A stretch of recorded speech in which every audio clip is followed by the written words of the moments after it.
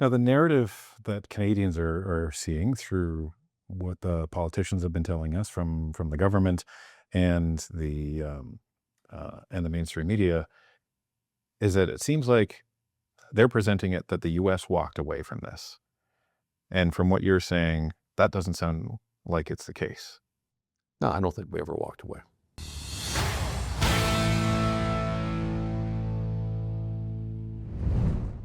Ladies and gentlemen, welcome back to a very special episode of Northern Perspective from the Calgary Stampede.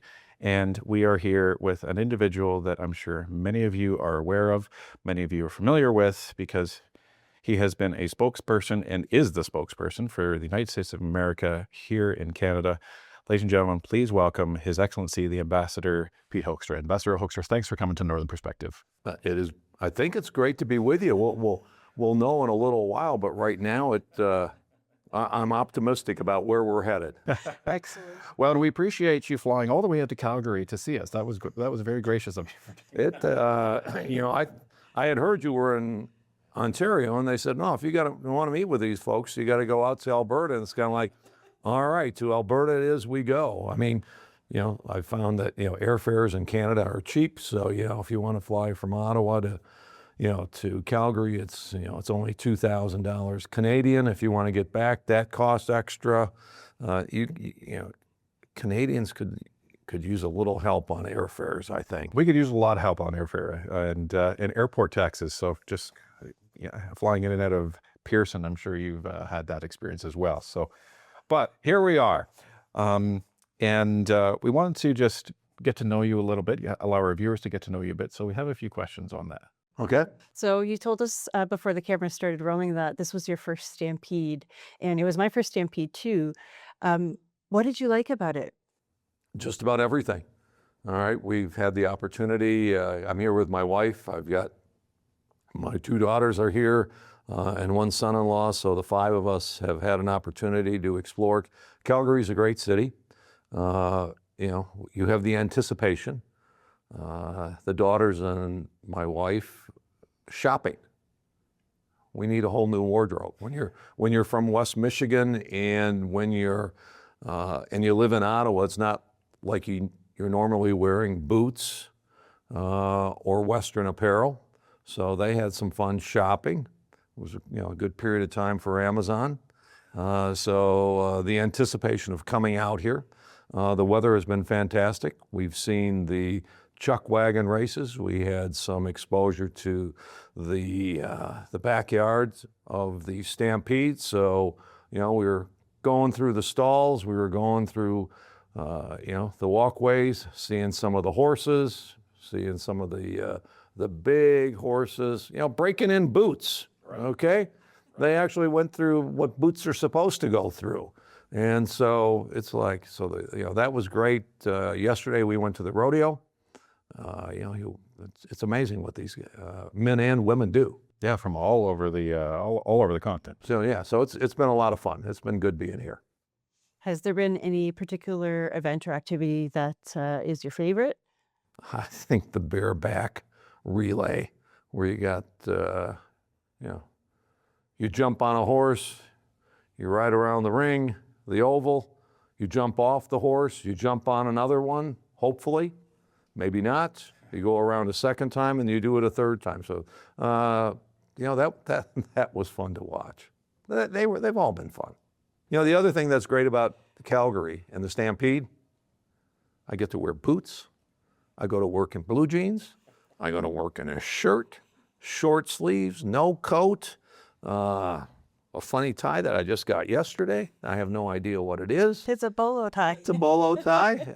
I get to wear my Michigan cowboy hat, and so it's great to be able to spend 4 or 5 days in nothing but casual clothes and actually be at work. Isn't it great? Yes. Well, I guess you could technically decide to work like this all the time, but no, your meetings may go different. Secretary Rubio would not approve of that. So I do have a boss. You'd be ambassador to Michigan at that point. Yes. And to hear that the United States has just celebrated its 250th anniversary of independence, how is that significant for you? I mean, it's we are a work in process, which is something that we always say. We just try to get a little bit better, aspirational each and every day. 250 years is a huge milestone. We've gone through a lot. We've gone through a couple of world wars. We've gone through a civil war. We've had lots of other things, but lots of accomplishments. We've gone to the moon. We've now gone to the moon and back with a Canadian on board. Great anticipation for what the next 250 years will bring.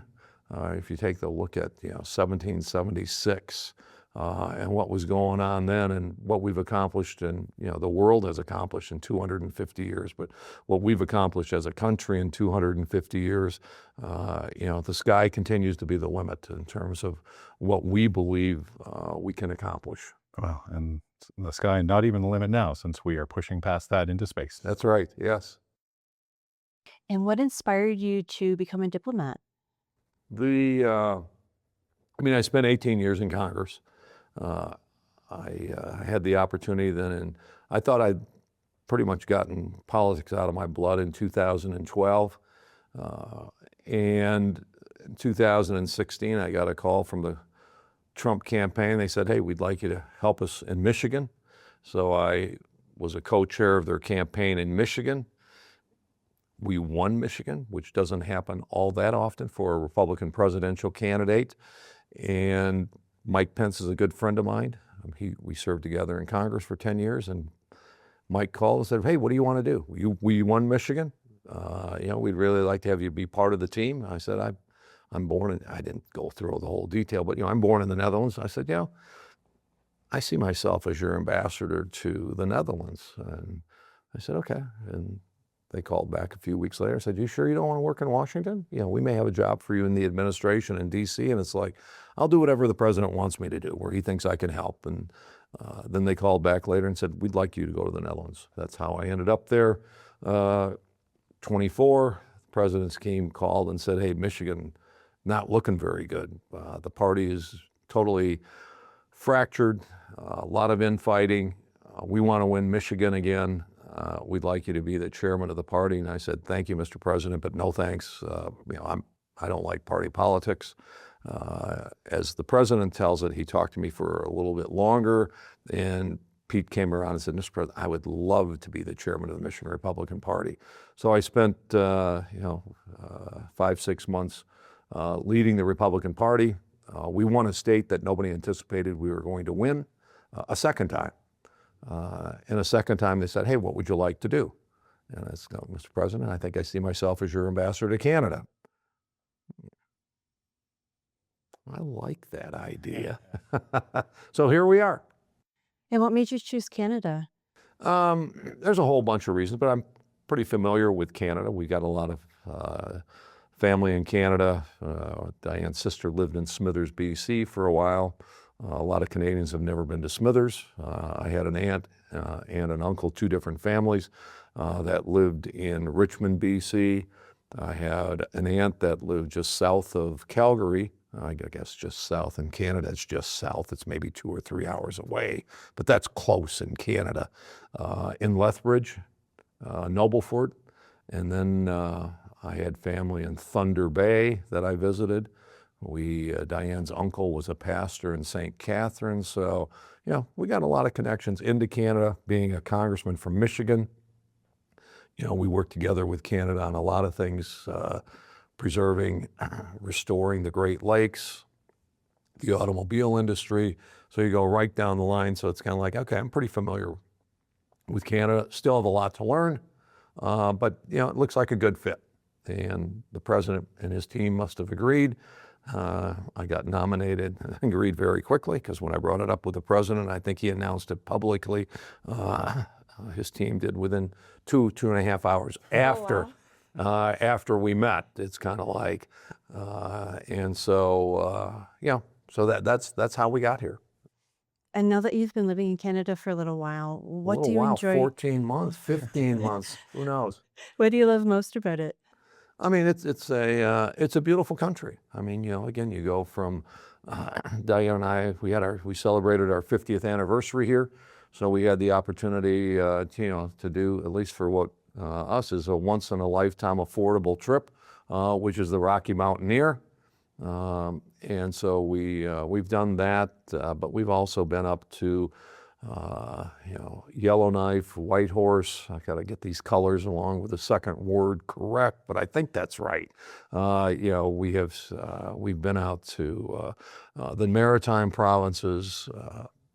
Obviously we've covered Ontario and Calgary, Manitoba, and all that. And I think we've got 2 to go. I'm going to go to Gander on 9/11, 25th anniversary of 9/11. That's on my bucket list. Yeah, I've been to Gander, but we're going to go for the 25th anniversary of 9/11 just because the job that they did in hosting international travelers, many of which were Americans right after 9/11. So we're going to be there for that, and then I have to get to Nunavut. Is that pronounced right? So I got to get to Nunavut, and then we have them all covered. You have the hat trick, as it were. We have the hat trick, yes. Well, and you mentioned the automobile industry and having family, and there's a lot of Canadians and I think Americans right now, considering the international trade situation and considering politics in Canada, politics in the United States. A lot of these folks don't really have a firm grasp of what's going on, and they feel kind of caught in the political crossfire. So for the Canadians that are kind of just trying to come to grips with what is going on, what is your message to Canadians across the country? I mean, we have viewed Canada as a solid partner, a solid contributor for decades. We're not as focused on it in the United States, okay? Most people in the United States don't even consider us as having any kind of issues ongoing with Canada.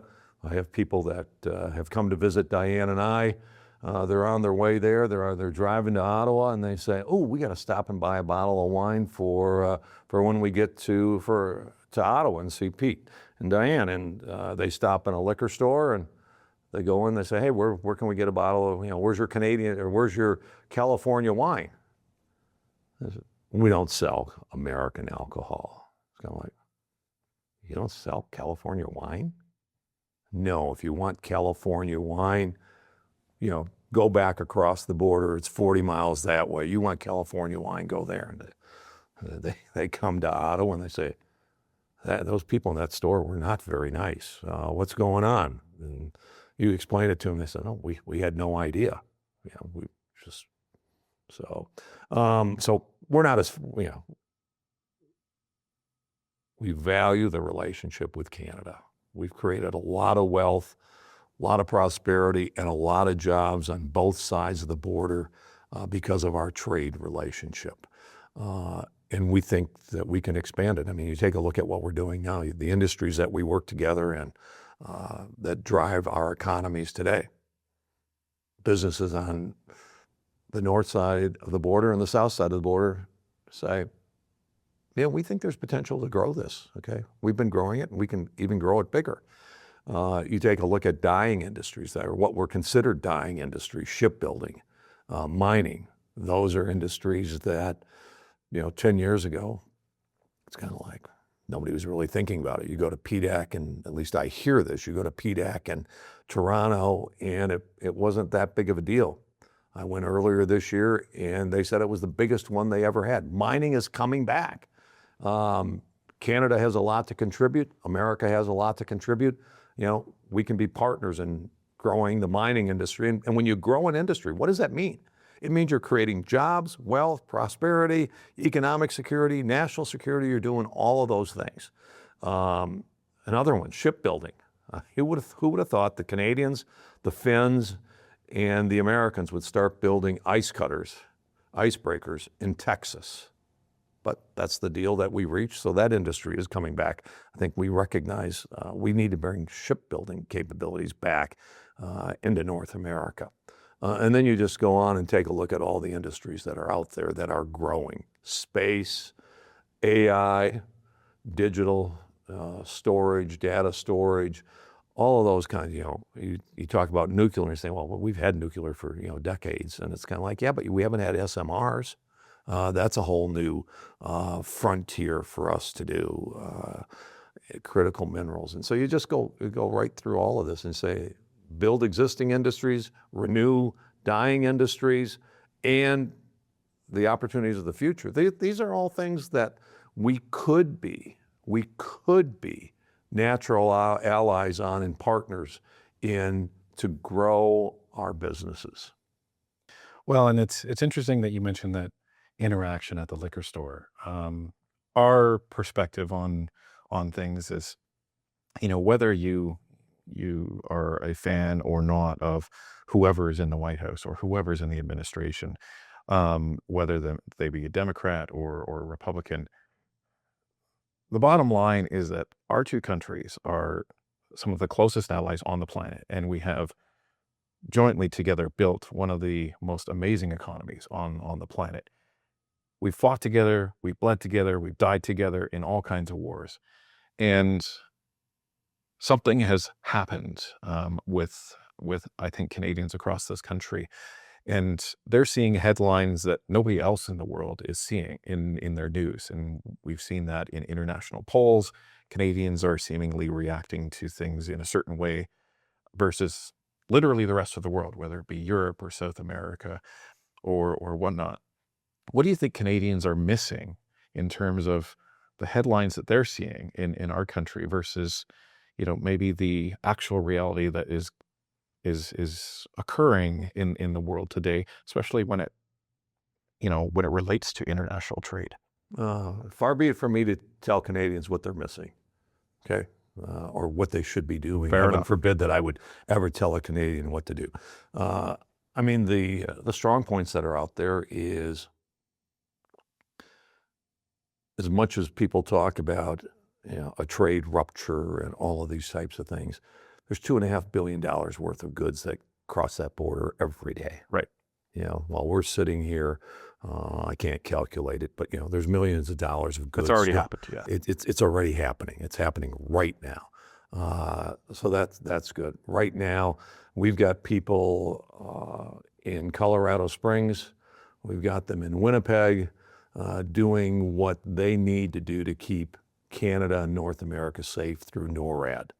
Right now you've got CSIS and NSA, some really, really smart people, again, doing things as part of Five Eyes, the US, the UK, New Zealand, Australia, and Canada, 70-year relationship, kind of snooping out secrets around the world to identify threats. So all of that stuff is going on each and every day, and a lot of people don't know about it, okay? Again, in Winnipeg, at Boeing, at Magellan, you're making parts for the F-35. I think a lot of Canadians don't even know that that's happening. I think, I mean, I think one of the networks actually ran a positive story about a small company out in the Maritimes. And they said, see all those little boxes over there? So those are parts for the F-35. And those are just little parts. And why can't we see them? It's because they're secret. They're secret technology, secret parts. But they're going into the F-35. That's a knowledge transfer probably from the U.S. to Canada. But that Canadian company, they can't literally take that knowledge and make parts for other people. But the thing is, once it's in their head and they know what's happening there, they may find other ways to apply it. But those are the kinds of things that we do together each and every day. Yeah.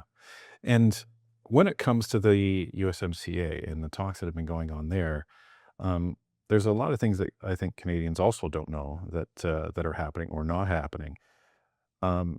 You've been on networks and talked about the fact that the U.S. has been waiting for the Canadians to engage. And the average Canadian may look at this and say, well, there's Canada on one side and the U.S. on the other. So, of course, they're going to have their different narratives.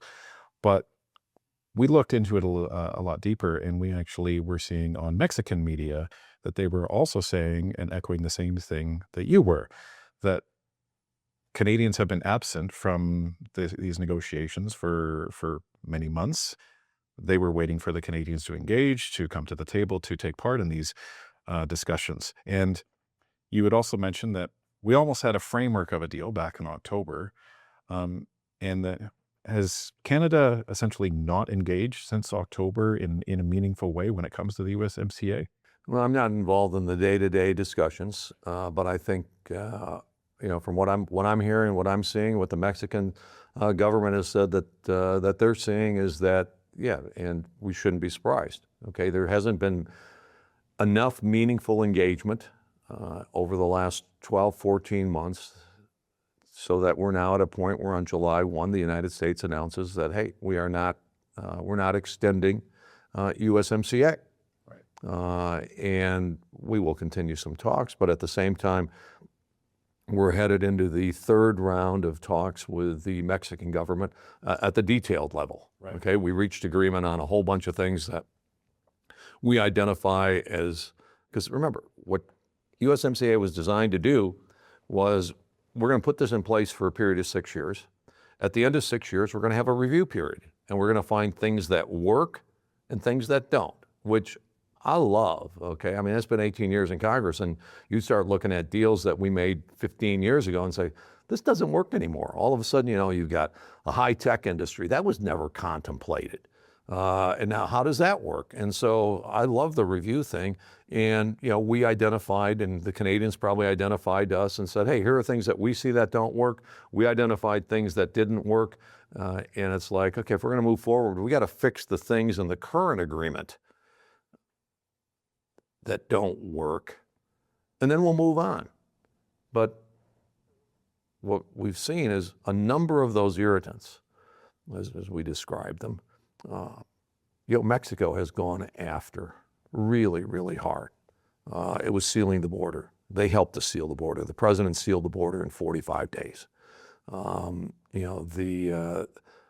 They're taking casualties because they're going after the war on drugs with us. They're going after the cartels, and they're going after the cartels hard. We're tired, and the president says, I'm not going to talk about a war on drugs anymore, where we still have 50,000 Americans who are losing their lives every year. Canada is suffering proportionally. He said, I'm actually going to go do something rather than just voice our opinions. And the Mexicans have been, side by side taking, like I said, Mexicans have paid with their lives as they've helped us try to stem this flow in. The Canadians have done some stuff. It's not like they haven't done anything. But we've got other things that are out there that we wanted to have addressed by Canada, and we haven't got them addressed, which has not enabled us to move on to some of the other things. As you said, I believe we had a framework of an agreement in October. I think the Prime Minister has said the same thing. We were really, really close, and we were. We were close on auto parts. I think that's important. We were close on oil. We were close on steel, aluminum, and uranium. Wow, if we would have gotten that deal done, that would have been a really beautiful foundation to then start going after some of the other stuff, okay? But that didn't happen. And it's not that it just didn't happen. I think it also perhaps just, it broke some of the momentum that we had going and actually turned it around in a negative way. And, it's never come back. We've never gotten back to the momentum of let's get to a deal. It can benefit both of our peoples. It can benefit both of our countries, economic security, military security, a whole bunch of items. And so now now we're past July 1. We'll have to wait and see where the Prime Minister and the President are in terms of kind of laying the groundwork for, okay, how do we get do we get restarted? When do we get restarted, and what are the next steps? And it's August. It's the middle of July, right? And I know in Washington that in about 2.5 weeks, Congress stops working. Somehow I don't think the president and his team stopped working, but Congress does. And I watch a parliament, and it's like, wow, they went home 2 weeks before the end of June. I'm not going to. I got a lot of Don't friends. watch our Ontario legislature. So Yeah, I've got a lot of friends in Parliament in Ottawa, and I'm not going to characterize what they're doing. All I know is that they're not in Ottawa anymore. for sure. And as it relates to October to now, a lot of Canadians, a lot of business owners, a lot of workers, they're kind of asking the question, well, why? What happened? I don't know if you're, privy to expand on what happened and why that framework fell apart, because we know that many conversations are private and they need to stay that way. But is there any sense of an explanation that you can offer Canadians as to what happened? Well, I think you're best off talking directly to the folks who are involved in the trade things. I know that from our standpoint, I think many of us believe that on October 7, which is the last time that the president and the prime minister met in the Oval Office, at least on our side, we thought we had a deal. We had a deal on those 5 things. And we'd actually gotten into some specifics as to what we were going to do on steel, what we were going to do on oil. Aluminum is easier, I think, for both sides. Auto parts were easier. Uranium is easier. But actually, none of these were that hard. Okay, I mean, you're sitting at lunch, with the 2 negotiating teams, and of course the 2 principals, the president and the prime minister, and they carry most of the conversation. Okay, Really? yeah. But when it says, okay, we're going to do this with steel, we're going to put in similar boundaries, barriers to countries coming into North America to dump steel. Okay, so I'm like, oh, okay, that got agreement there, right? Just got to write it up. When it's like, yeah, we want to buy more oil, and you guys want to sell more oil? Okay, we can make that work. All right, so it's like, all right, there. That's 2 out of the 5. Write it up, and then we didn't get there. Now, the narrative that Canadians are seeing through what the politicians have been telling us from the government and the mainstream media is that it seems like they're presenting it that the U.S. walked away from this. And from what you're saying, that doesn't sound like it's the case. No, I don't think we ever walked away. You're talking to some great deal makers there. You're talking to the president who loves to make deals. Prides himself on making deals. And prides himself on making deals. You have one of his best friends, Howard Lutnick, who prides himself on making deals, and they love to make big deals. And a deal between Canada and the USA is a huge deal. That's a big deal. They like this stuff. The bottom line is, again, from our perspective, it may have been that there was never anything out there that generated enough interest that say, hey, yeah, let's go. This is really, really interesting, which is what we had in October. And what we're hearing from business owners, manufacturers, unions, and associations in Canada is that the background discussions that have been going on, not any formal talks, that it seems like Canada isn't really acting in good faith when making proposals, and they're making proposals that they expect the U.S. to reject. Is that? I don't even want to get into that. Okay, that's not a good place for me to go. What I do know is from the business standpoint, Canadian businesses, and we've got a great relationship with all of the different business organizations. It's the AmCham, and then it's the Canadian Chamber, and you change one word and you get another business organization. Yes. But the 5, 6 biggest ones that you have in Canada, and I think we did roundtables with. We're going to do roundtables with 4 of them here in Calgary. We're going to do another 2 in Vancouver later this week. The message is very consistent. We love doing business with the United States. We want to continue doing business with the United States. We're not stupid. We've been looking at diversification, for a long time. We've tried selling in Europe, and we have found it just really, really hard. We've tried selling into Asia. It's really, really hard, especially if you're in the manufacturing goods and those types of things. Extraction industries are different, okay? Those are global commodities.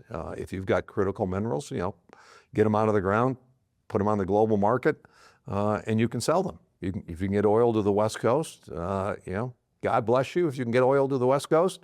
See if that pipeline gets built. We think that's fine. That puts more money into Canada. We like rich, successful neighbors.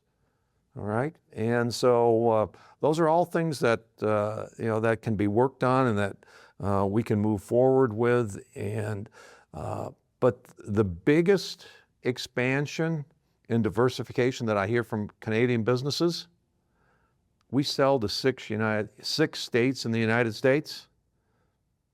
We want to double that to 12. We want to double that to 18. Or not double it, we want to go another 6 or whatever. I was never great at math. So it's like that's the diversification that we see in the opportunities, because if we're selling into 6 states, we may only be touching 30 million people. There's another 300 million people in the U.S. that we could be selling to. And that's what they're trying to do. Well, and one of the president's stated goals is to make more things in the United States, to bring manufacturing back. And that's where Canadian businesses can help and feed those manufacturing businesses in the United States. So, why would that be a negative thing? That's the question, right? And I can say to Canadians now, I know you can't, is the fact that our Canadian government walked away from seemingly a deal that was in the making. I think that says a lot, and it kind of explains a lot of the rhetoric that we're hearing and anecdotes that we're hearing from Canadian businesses, and one of them being the CCNBC with Catherine Swift, where she said, "We're not bargaining in good faith. We're making deals that we know the U.S. is not going to be taking." I think that's very interesting when you consider that we walked away from what could have been the beginning of a new USMCA back in October. So I can say that. But you did mention something that was being discussed, which was certain dumping of steel. Obviously, one of the main proponents of that we're concerned about is China.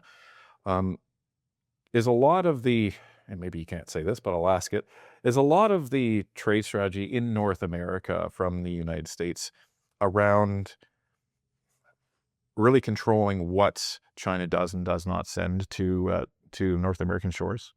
Well, I mean, much of what we do, although it doesn't, our self-interest drives us first. Right. Do the things that we believe we need to do to make sure that we're globally competitive: tax structure, regulatory structure, training of workers, and all of those kinds of things. We do worry about China. We see China as probably our greatest, international threat. We would like to work with our friends in Asia, our friends in Europe, our friends to the north and the south to make sure that, we go into whatever we do with China open-eyed. Okay, I mean, we do deals with China. We do business with China. Okay, it's not like we say, you can't do business with China. We don't. Of course, we do business. I think everyone has to do business with you China. do business with China. So, you sign a canola deal with China, that's okay. But, because, again, Canadians are smart. I think that they're not going to fall into the trap to what much of the rest of the world has fallen into or fell into at one time and now starting to recover from, is like, wow, we get access to the Chinese market. Oh, look at that market. 1 billion people. We can go in there. We're going to be successful. And they went in, and they had initial success. And then they see that there's a factory going up across the street from theirs that looks exactly like the factory that they're working in and that they put up. And a year later, all of a sudden their sales start going down, and say, where's that business going? And it's kind of like, it's not going far. It's just going across the street. It's just that the Chinese are now making it and you're not. And so, so I think, much of the world has recognized the economic threat of China. We're also recognizing the military threat from China. And I think the Canadian government is fully aware of that. They can't go to the Canadian people, and they haven't tried going to the Canadian people and saying, you know what, we're going to have the same relationship with China that XYZ country had. And look how well this turned out for XYZ. We're gonna replicate that. There's not a good example. Well, and this is I think the false impression Canadians are being given is that, to your point, yes, there's 1 billion people in China. And there's this impression that Canadian businesses can be very profitable by sending things to China, not realizing that a lot of stuff is made in China that comes here. They will export more to us than we will send to them. To your point, we can send raw materials like canola. We could send critical minerals. We could send these other things. We can't send products to China and expect to actually make a fortune, because they will make it far cheaper than we can. So why would they import when they can just make it themselves? Right. Yeah. I mean, you need to understand China. I spent 10 years on our intelligence committee. I spent 6.5 years as either the chairman or the lead Republican. The biggest threat for economic espionage and other types of espionage research, our universities would sometimes see their ideas commercialized that they had in research. They'd be commercialized in China before they ever got the research, to the commercialization phase. And so we spent, they're good at that, okay? They're good at stealing intellectual property, commercializing it, and then selling it back to us. And then we buy it. And then we buy it, yes. It's a good system if it works. And one of the most famous recent examples for Canada is the Winnipeg Lab incident, where we had these 2 scientists that came over. They were from China. We were collaborating, and a lot of material and research left the Winnipeg Lab and ended up back in China. So we can speculate as to what that led to, but that's for a different podcast. But when it comes to China, how does steel and aluminum and dumping that into North America, how does that fit into the North American trade strategy specifically? I mean, the strategy that we were talking about was we're going to put up similar barriers to dumping of steel. Right. Okay. Why? So we can maintain a strong steel industry right here in North America. All right. I think Canada had been importing a lot more dumped steel than what the U.S. had. I mean, we've had pretty strict provisions. It appeared that the Carney administration was willing to put up similar barriers to dump steel. Well, if you're not dumping steel in, then all of a sudden we don't have to worry about steel auto parts coming from Canada into the United States, undercutting our suppliers, because it's like, okay, it's North American steel. So that's one thing you don't have to track as close anymore, and those types of things. But it's rebuilding and creating fair competition between the U.S. manufacturers and Canadian manufacturers. Okay, that's all we're looking for. Same thing with aluminum. That wasn't dumped in.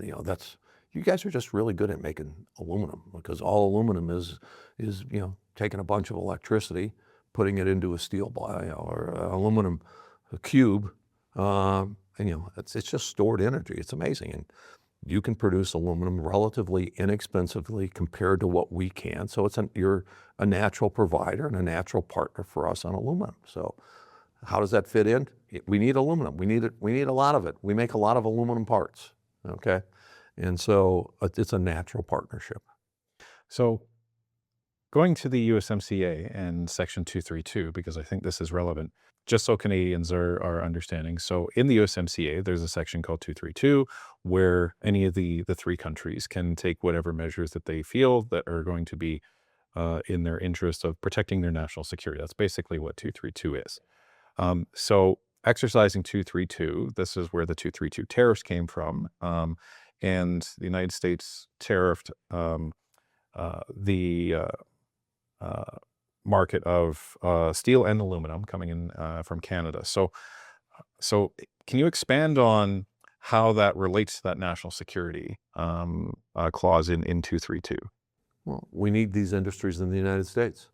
Okay, we can't allow those. We've allowed enough industries in the U.S. to be hollowed out. I'm from Michigan. I'm from the Midwest. You know what they used to call the Rust Belt.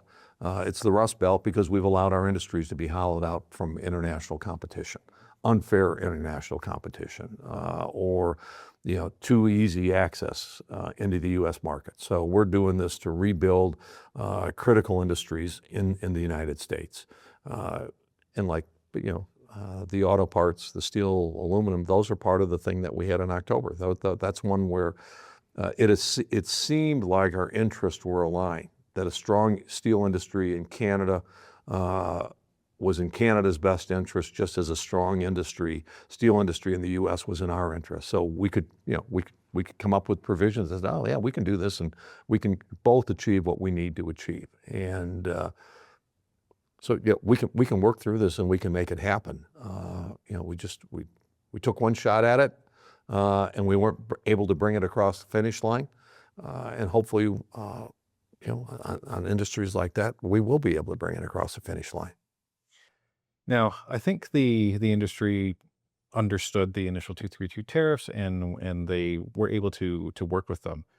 The main issue that arose was on April 6th, where that was changed to the value of the steel in the product to the value of the entire product, which made hundreds of Canadian businesses now unprofitable. Yeah. And their argument is, well, we don't understand that because that would just encourage China to dump more steel and for us to use more of their steel and aluminum. So what do you say to that argument, that in trying to protect the dumping of steel in North America, that the 232 tariffs, specifically the modification on April 6th, would actually encourage that? It's messy. Okay, I'm not going to say that there's a perfect logic and rationale for everything that's happening at the 10-foot level versus the 30,000-foot level. What sometimes looks really, really good at 30,000 feet, when you start looking at it and inspecting it, say, oh, wait a minute, we came down here and this is not, So I've met with your mold makers, okay, and I know that we have fixed one of them. We have fixed the folks that make the injection molds. Okay, and that, so that it's still the value. I believe it's not tariffed at the machined value. It's tariffed at the the original steel value. The raw material value. Raw material. Thank you. Raw material value, and so I've met with your mold maker. I met with them twice, and I've had and I'm having conversations with the USTR. Saying, wait a minute, the logic seems pretty, if this is where you reach, this is the conclusion you reached on injection molds, this is this injection tools, this is the same rationale that would lead you to say, tax the raw material value for the other molds that you're making that are not high pressure and those types of things. And they're looking at it, it's government. Not everything is working at Trump speed, okay? And this is one of them, and I am aware of it. USTR is aware of it. I've told your mold makers I'm more than willing to talk to them again, but I'm not sure, and to give them an update. But I know Canadians like meetings, okay? Oh yeah, we love results, and I can't deliver a result right now, so. But I'm working on trying to deliver a result because I think they have an argument that has merit that should be considered. Okay. And that means a lot, and because I'm sure in those meetings they've also talked to you about the fact that this also impacts American industry in Michigan. They're partners with us. Yeah. Okay, it's not like, oh, we're this section over here. It's kind of like, Pete, we've done business with these people on the other side of the border. I won't say the south side of the border, because when you get in that little part of Ontario, there's parts of Michigan that are north of the border. So, which really confuses me. But we've had these partnerships, and we've been making tools for these folks for, 2-3 generations. Yeah. And so I understand, and I'd like to get it solved. Now, you talked about China being a threat, Prime Minister Mark Carney had stated that China was the greatest security threat to Canada and perhaps the world during the election. I assume you agree with him on that. Yeah. Now, when it comes to Canada's approach with China in the last year, did that surprise the U.S. administration? And to characterize that, um, we have ambassadors to each other's nations. We talk a lot. We are close on intelligence, as you mentioned before. Um, so was the U.S. administration aware of Canada's plans to deepen ties to form a quote unquote strategic partnership with China, or did that come as a surprise? I mean, I don't even think we know right now what it means to have a strategic partnership To be honest, between Canadians Canada, don't know either. So between Canada and China. If it's, and I was with Scott Moe yesterday, and obviously there were some issues that the prairies had with canola and these kinds of things that had to be addressed.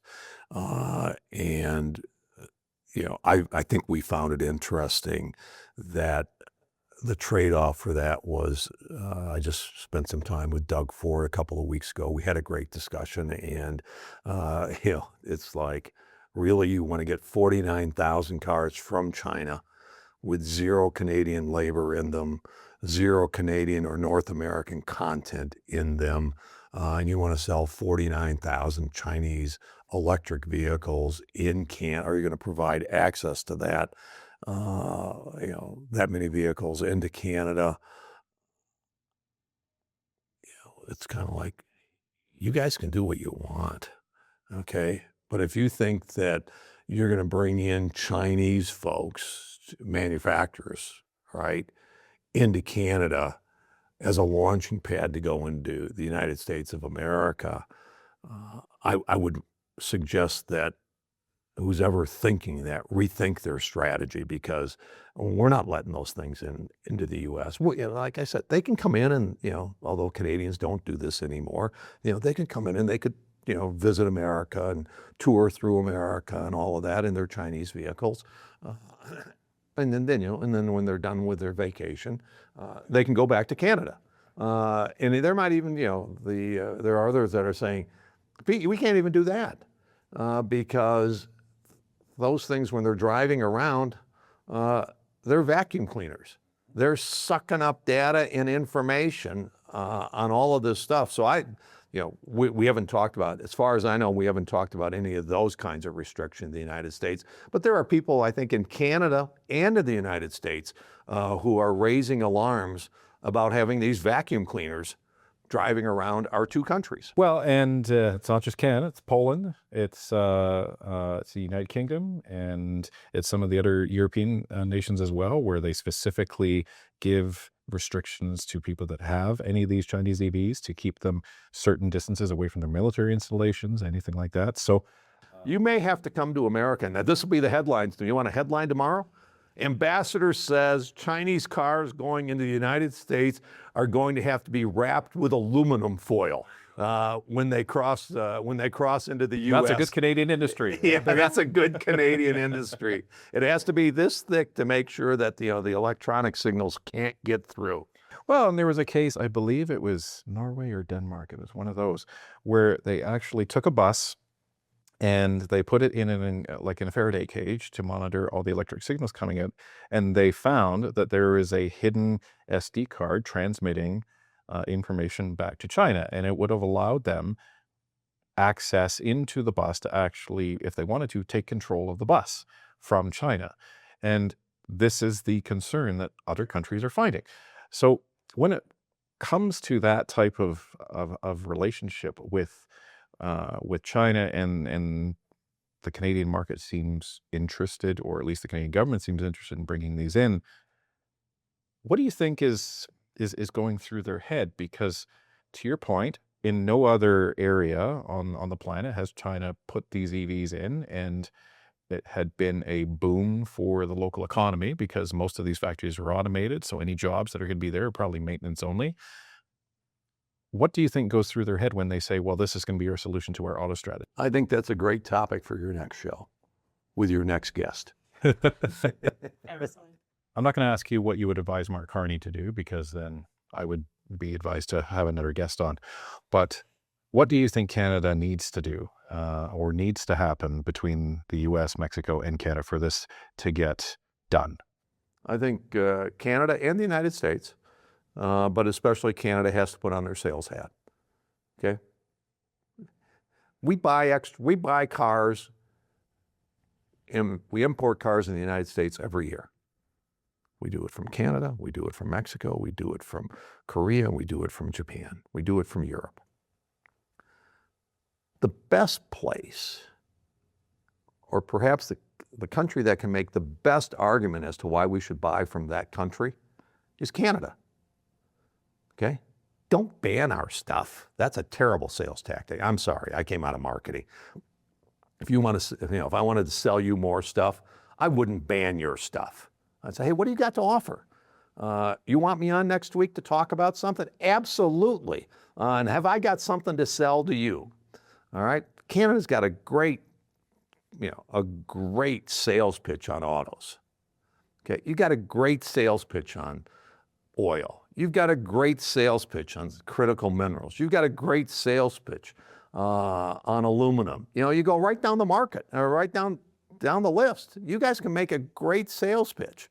And the U.S. can make a great sales pitch. Okay? You want to develop critical minerals? Our Department of War right now has $250 billion that we're willing to invest. Do you have any critical minerals? Oh, you have a few. Well, maybe we can find some marriages here. Okay? Do you have any capability in mining? Do we have any capability in mining? Yeah, okay.